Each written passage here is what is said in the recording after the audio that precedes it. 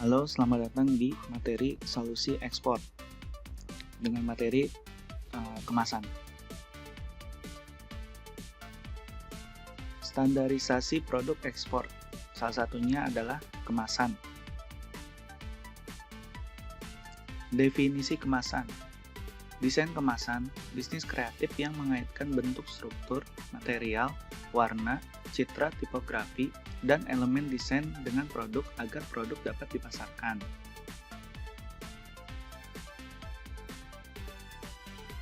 Oke. Pendahuluan.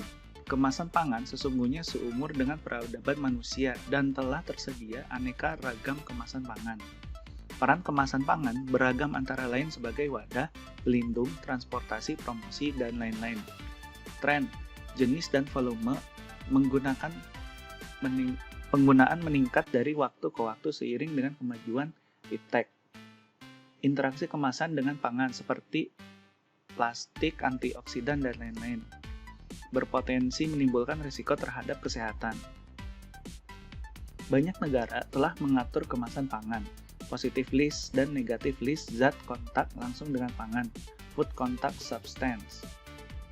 Di tingkat nasional, ketentuan tentang kemasan pangan dimuat dalam Undang-Undang Nomor 7 Tahun 96 dengan tentang pangan dan PP Nomor 28 2004 tentang keamanan mutu dan gizi pangan.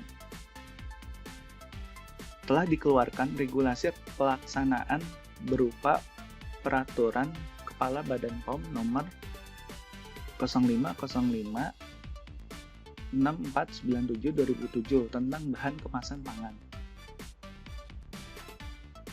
Fungsi pengemasan secara umum. 1. Mewadahi produk selama distribusi dari produsen hingga ke konsumen. 2. Melindungi dan mengawetkan produk. 3. Sebagai identitas produk. 4. Sebagai meningkatkan efisiensi produk. 5.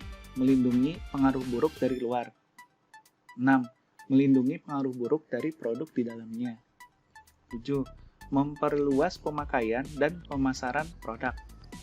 8. Menambah daya tarik calon pembeli. 9. Sarana informasi dan iklan. 10. Memberi kenyamanan bagi pemakai. Peranan penting kemasan. 1. Pengenal jati diri atau identitas produk. 2. Penghias produk. 3. Piranti monitor. 4. Media promosi. 5. Media penyuluhan atau petunjuk cara penggunaan dan manfaat produk yang ada di dalamnya. 6. Bagi pemerintah, kemasan dapat digunakan sebagai usaha perlindungan konsumen. 7. Bagi konsumen, kemasan dapat digunakan sebagai sumber informasi tentang isi atau produk, dan ini diperlukan dalam mengambil keputusan untuk membeli produk tersebut atau tidak. 8. Kemasan juga mempunyai sisi hitam karena sering disalahgunakan oleh produsen untuk menutupi kekurangan mutu atau kerusakan produk, mempropagandakan produk secara tidak proporsional, atau menyesatkan sehingga menjurus kepada penipuan atau pemalsuan. 9. Pengemasan bahan pangan juga dapat menambah biaya produksi, dan ada kalanya biaya kemasan dapat jauh lebih tinggi daripada harga isinya. Biaya pengemasan terutama sekitar 10-15% dari biaya produk, dan biaya kemasan tambahan sekitar 5-15% dari biaya produk. Ciri pengemasan aktif: mempunyai bahan penyerap, oksigen scavengers, bahan penyerap atau penambah CO2, ethanol emitter, penyerap etilen, penyerap air, bahan antimikroba, heating atau cooling, bahan penyerap absorber yang dapat mengeluarkan aroma atau flavor, pelindung cahaya, fotokromik. Fungsi cerdik, smartness yang diharapkan dari kemasan aktif saat ini adalah mempertahankan integritas dan mencegah secara aktif kerusakan produk, memperpanjang umur simpan, meningkatkan atribut produk, misal penampilan, rasa, flavor, aroma, dan lain-lain, memberikan kesan respon secara aktif terhadap perubahan produk atau lingkungan kemasan, Mengkomunikasikan informasi produk, riwayat produk, history, atau kondisi untuk penggunanya. Memudahkan dalam membuka kemasan.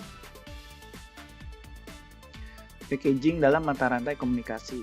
Yang pertama, marketing mix, masuk ke produk, proportion, retail, e-commerce.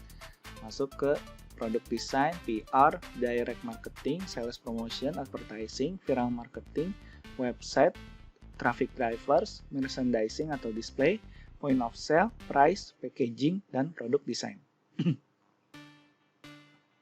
Prinsip dasar pengemasan. Perlindungan, tidak termasuk bukti kerusakan. Identifikasi dan pelabelan, penahanan dan penggunaan produk, optimal biaya keseluruhan. Prinsip-prinsip pengemasan harus saling mendukung karena akan berpengaruh terhadap biaya. Peran packaging sebagai alat identifikasi dalam pemasaran. Untuk mencapai target pasar, fitur yang khas, diferensiasi brand, evolusi merek, identitas merek. Keburukan yang mempengaruhi packaging. Desain tidak berfungsi dengan baik, produk tidak dapat keluar atau kemasan mudah sobek. Aplikasi tipografi yang sukar dibaca. Desain mengkomunikasikan keunggulan dengan kompetitor terlihat mirip sehingga menimbulkan kebingungan. Visual yang tidak sesuai, misalnya visual yang menggugah selera, akan tetapi tidak mewakili keunggulan sesungguhnya. Desain yang terlalu mendetail dan kompleks sehingga produk terkesan mahal, kertasnya, penempelan stiker aluminium yang tidak berguna. Kesan desain yang rendah dan mengesankan produk murah.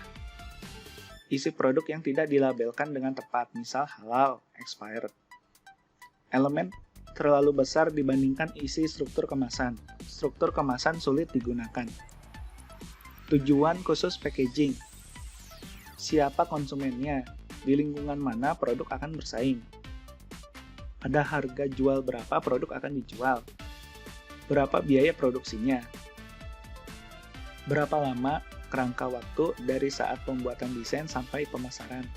Apa metode distribusi yang direncanakan? Tujuan umum packaging. Menampilkan atribut unik produk, memperkuat penampilan estetika dan nilai produk, mempertahankan keseragaman dalam kesatuan merek produk, memperkuat perbedaan antara ragam produk, mengembangkan produk kemasan berbeda yang sesuai dengan kategori, menggunakan material baru, dan mengembangkan struktur inovatif untuk mengurangi biaya, lebih ramah lingkungan, meningkatkan fungsionalitas. Faktor yang mempengaruhi desain packaging. Perilaku konsumen, faktor ekonomi, isu-isu sosial budaya, teknologi, isu-isu hukum, proses produksi, saluran distribusi, dan kompetisi. Peranan tipografi. Nama merek, teks sekunder, penjelasan produk, teks romantis, teks wajib, fakta nutrisi atau efek. Evaluasi kemasan, model view. Visibilitas, information, emotional appeal, workability. Mendesain kemasan. Langkah 1, menentukan tujuan pemosisian merek. Langkah 2, melakukan analisis kategori produk. Langkah 3, melakukan analisis kompetitif. Langkah 4, mengidentifikasi atribut atau manfaat merek yang menonjol. Langkah 5, menentukan prioritas komunikasi. Inovasi dan perkembangan kemasan. Berawal dari dorongan dari semakin banyaknya konsumen yang menikmati minuman di luar ruangan atau dalam perjalanan, mereka memerlukan minuman siap saji dalam ukuran 1 porsi. Nah, lahirlah minum dalam kemasan. Nah, ini inovasi kemasan teh botol Sosro. Botol versi 1 tahun 1970, botol versi 2 tahun 1972, botol versi 3 tahun 1974.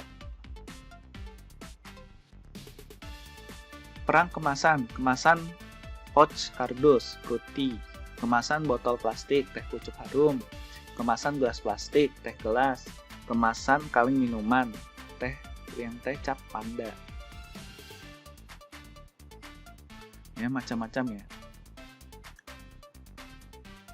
Perang kemasan adalah efisiensi dan inovasi desain. Opsi jenis material, botol kaca, botol plastik, kotak kardus, pouch, gelas plastik, kaleng aluminium. Tren desain, inovasi bentuk kemasan yang menawarkan kemudahan. Keunikan bentuk kemasan menjadi daya tarik tersendiri bagi konsumen.